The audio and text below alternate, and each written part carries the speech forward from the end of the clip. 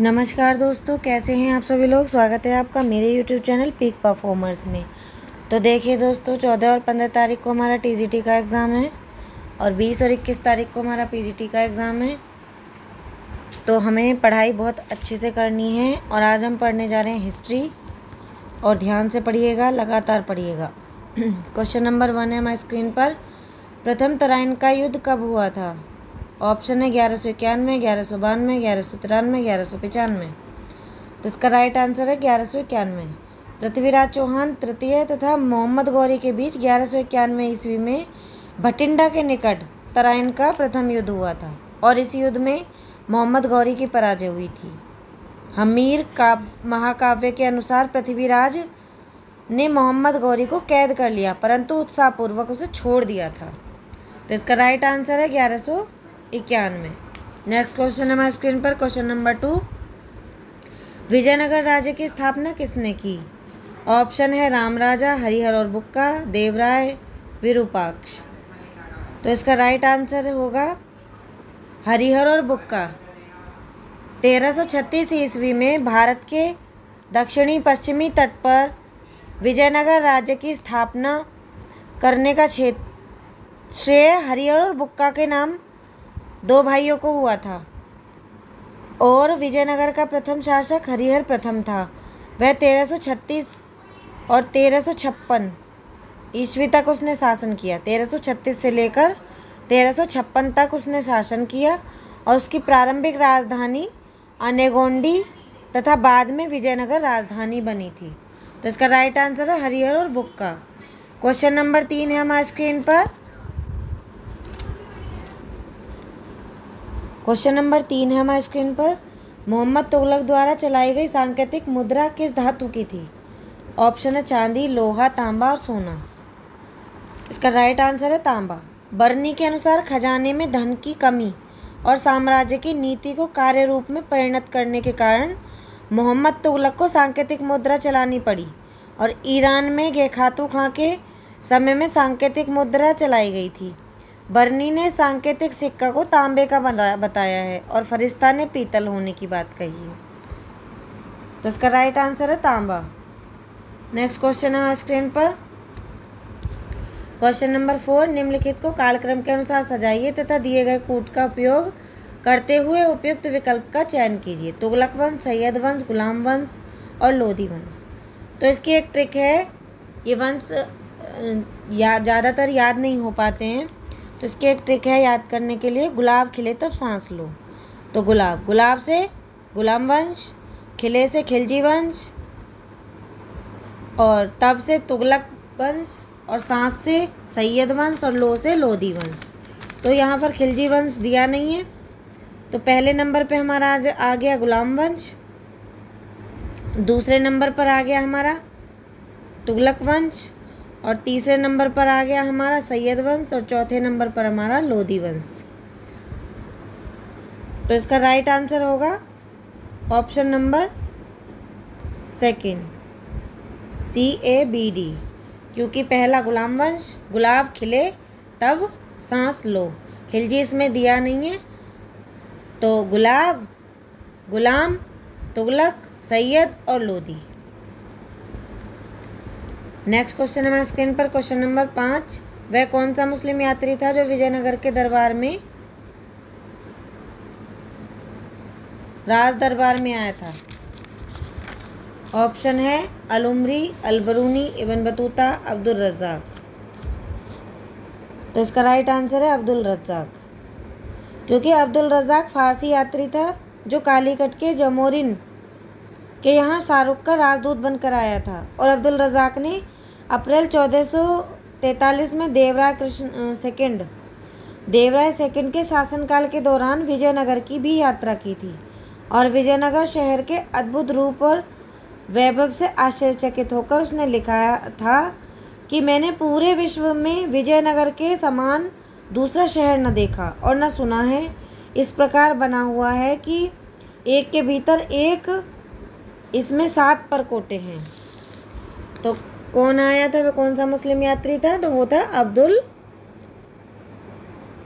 अब्दुल रज़्ज़ाक।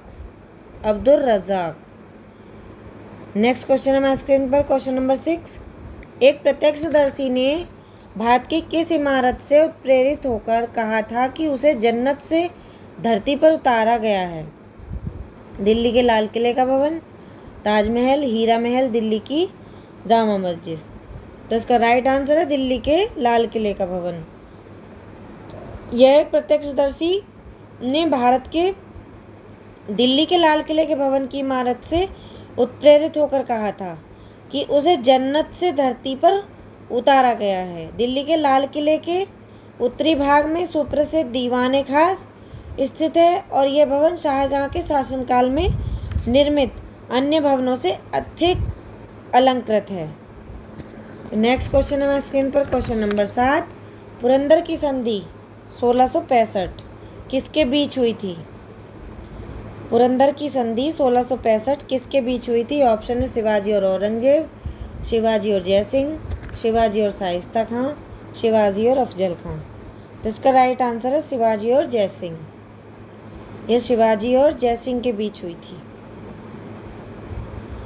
पुरंदर की संधि 1665 शिवाजी एवं जयसिंह के मध्य हुई थी और यह 11 जून 1665 ईस्वी में हुई थी, जिसके तहत शिवाजी 35 में से अपने 23 दुर्ग मुगलों को सौंप दिए थे तथा 12 दुर्ग जागीर के रूप में उनके पास रह गए थे। तो 1666 ईस्वी में शिवाजी औरंगजेब से मिलने आगरा गए थे और दरबार के नियम तोड़ने के कारण शिवाजी को गिरफ्तार करके जयपुर भवन आगरा में रखा गया था और रक्षकों को चकमा देकर शिवाजी जेल से भाग गए थे। नेक्स्ट क्वेश्चन है हमारे स्क्रीन पर, क्वेश्चन नंबर 8। चांद बीबी रानी थी? ऑप्शन है बीजापुर की, बरार की, अहमदनगर की, गोलकुंडा की।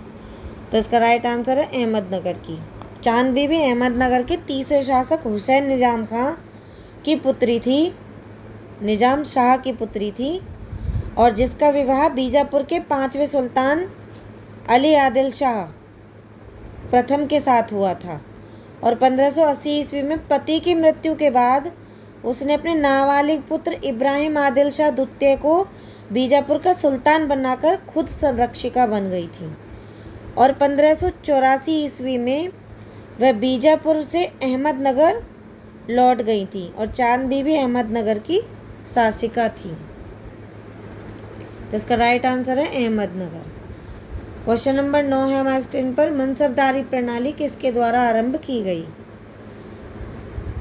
ऑप्शन है शेरशाह सूरी, जहांगीर, अकबर, बीरबल। तो इसका राइट आंसर है अकबर। अकबर द्वारा 1575 ईस्वी में मनसबदारी प्रणाली आरंभ की गई थी और मनसब शब्द का अर्थ है श्रेणी अथवा पद तथा मनसबदार का अर्थ है अधिकारी से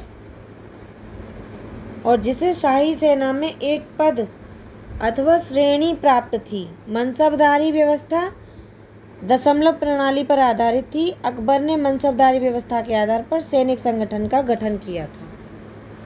नेक्स्ट इसका राइट आंसर है अकबर।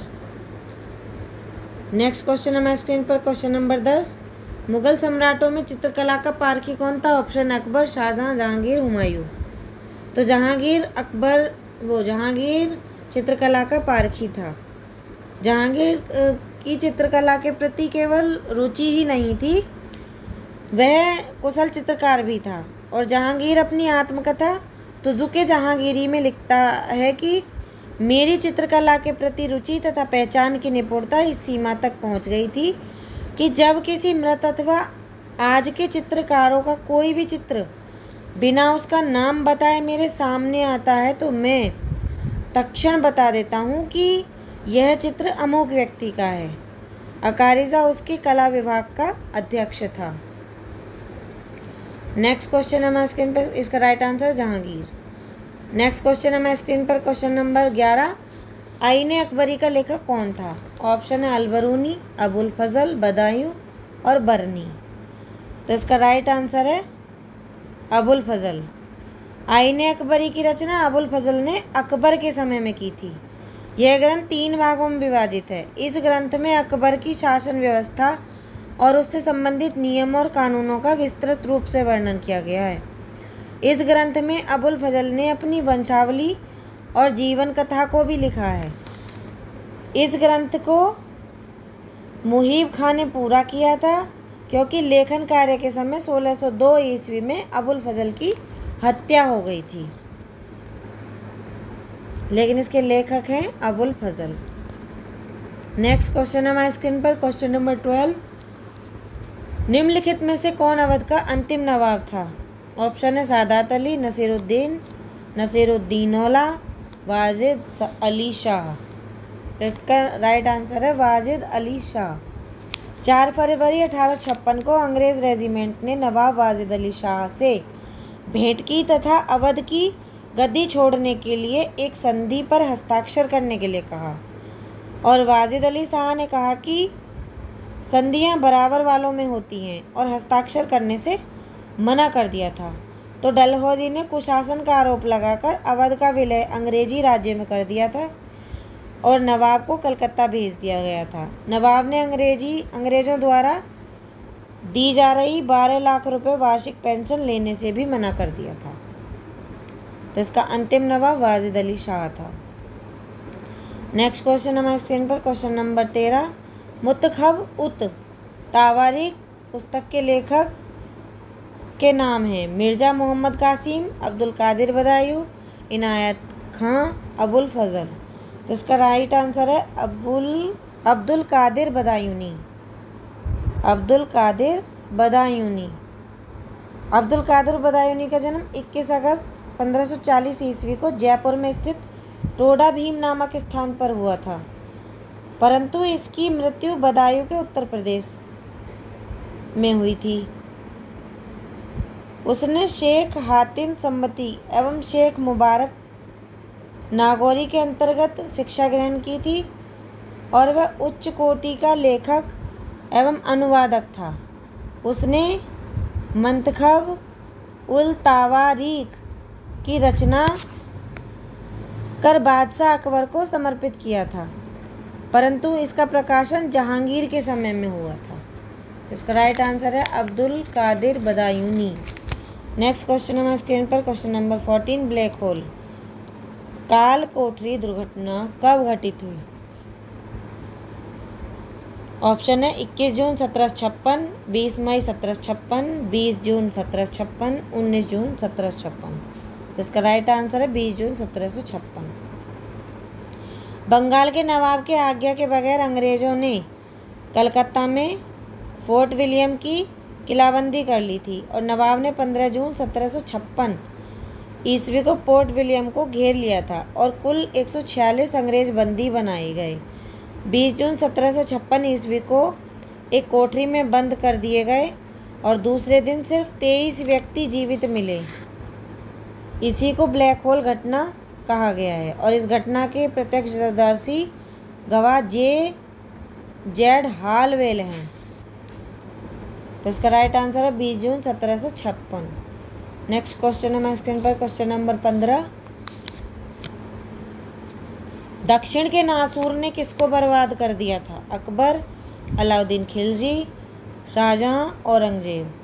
तो इसका राइट आंसर है औरंगजेब। इतिहासकार सर यदुनाथ सरकार का कथन है कि जिस प्रकार स्पेन के नासूर ने नेपोलियन का विनाश कर दिया था, उसी प्रकार दक्षिण के नासूर ने औरंगजेब का विनाश कर दिया था।